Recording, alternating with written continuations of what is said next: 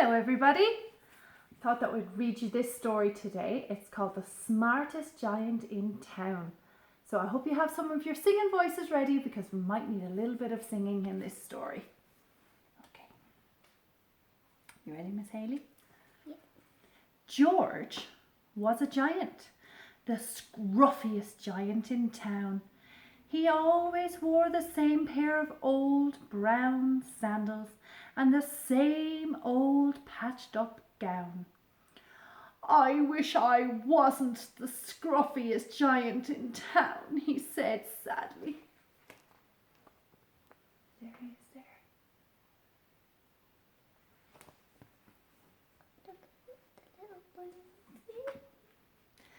But one day George noticed a new shop. It was full of smart clothes. So he bought a smart shirt, a smart pair of trousers, a smart belt, a smart stripy tie, some smart socks with diamonds up the sides, and a pair of smart shiny shoes. "Now I'm the smartest giant in town," he said proudly. There he is. Look at all those clothes that he bought.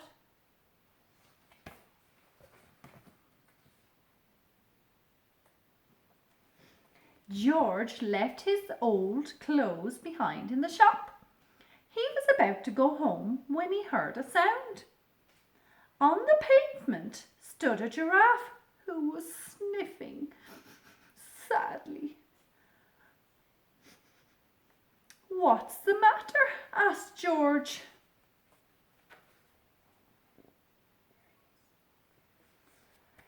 "It's my neck," said the giraffe. "It's so very long and so very cold. I wish I had a long, warm scarf."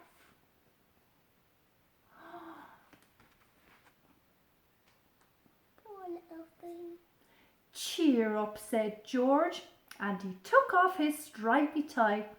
"It didn't match my socks anyway," he said, as he wound it round and round the giraffe's neck. It made a wonderful scarf. "Thank you," said the giraffe. As George strode down towards home, he sang to himself, "My tie is a scarf for a cold giraffe, but look me up and down, I'm the smartest giant in town." There he is. He looks very happy, doesn't he?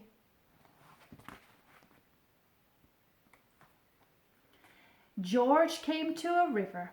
On a boat stood a goat who was bleating loudly. "What's the matter?" asked George. "It's my sail," said the goat. "It blew away in a storm. I wish I had a strong new sail for my boat." Bah! Bah!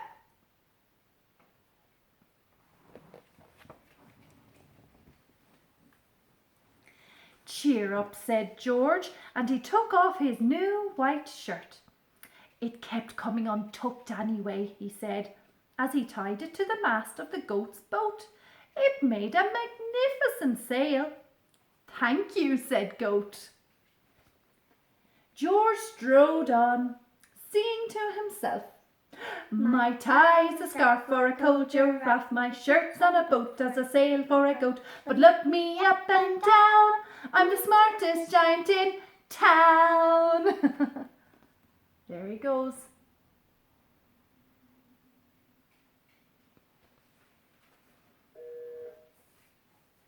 George came to a tiny ruined house.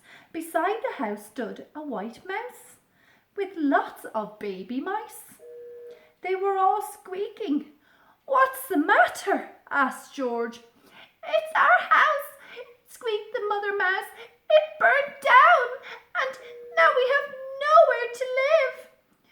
I wish we had a nice new house."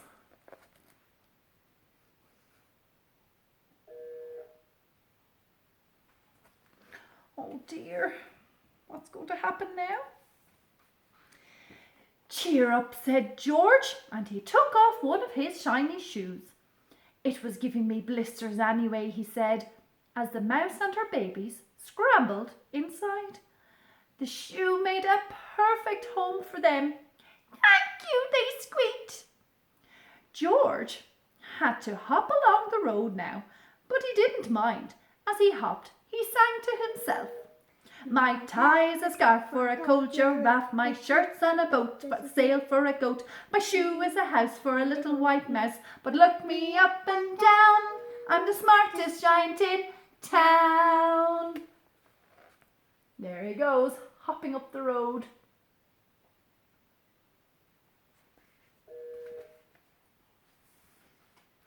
George came to a campsite. Beside a tent stood a fox, who was crying. What's the matter? asked George. It's my sleeping bag, said the fox. I dropped it in a puddle. I wish I had a warm, dry sleeping bag. Oh dear.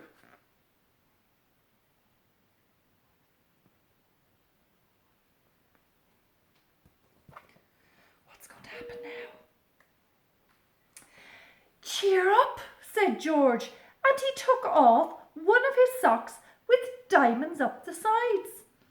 It was tickling my toes anyway, he said, as the fox snuggled into it.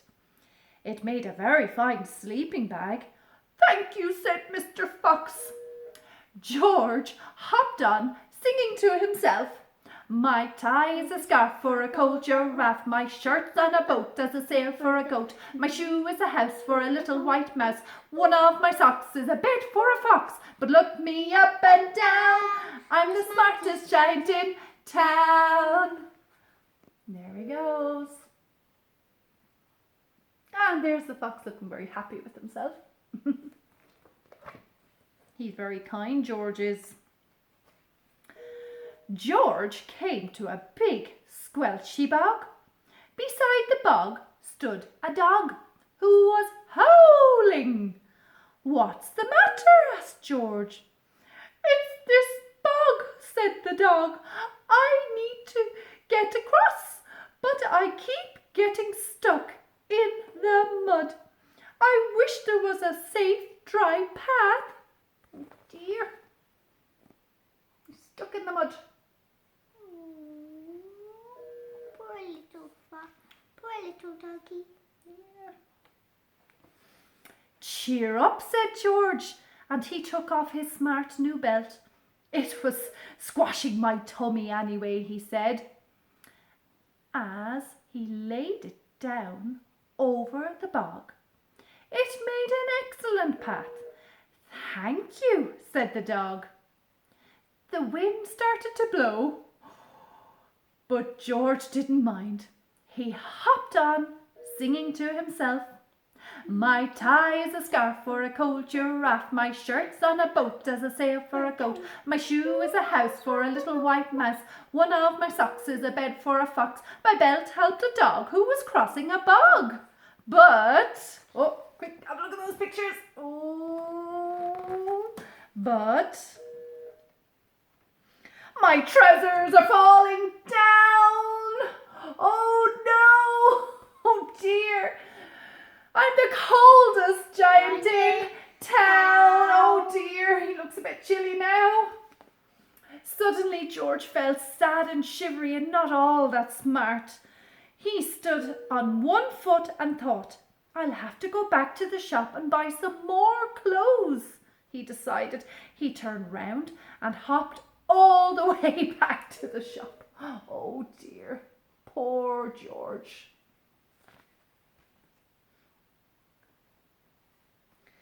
But when he got there, it was closed. Oh no, cried George. He sank down onto the doorstep and a tear ran down his nose. Oh, sorry, it's on his nose. He felt as sad as all the animals he had met on his way home. Then, out of the corner of his eye, he saw a bag with something familiar poking out of the top. George took a closer look. My gown, he yelled, my dear George put them on.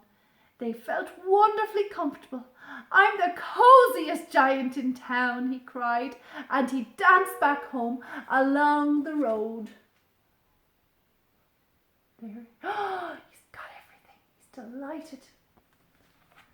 But he took everything. Did. Outside his front door stood all the animals he had helped. They were carrying an enormous present. "Come on, George," they said. "Open it." George untied the ribbon. Inside was a beautiful gold paper crown and a card. "Look inside the card, George," said the animals. George put the crown on his head and he opened the card. Get ready, guys. Here we go. Inside it said, "Your tie is a scarf for a cold giraffe. Your shirt's on a boat as a sail for a goat. Your shoe is a house for a little white mouse. One of your socks is a bed for a fox. Your belt helped a dog who was crossing a bog. So here is a very fine crown to go with your sandals and gown of the kindest giant in town." Oh, he truly is a very kind giant, that George. I like that story. Did you like that story? Yeah, there's loads of others that we could be really sneaking up. Oh, absolutely. See you guys.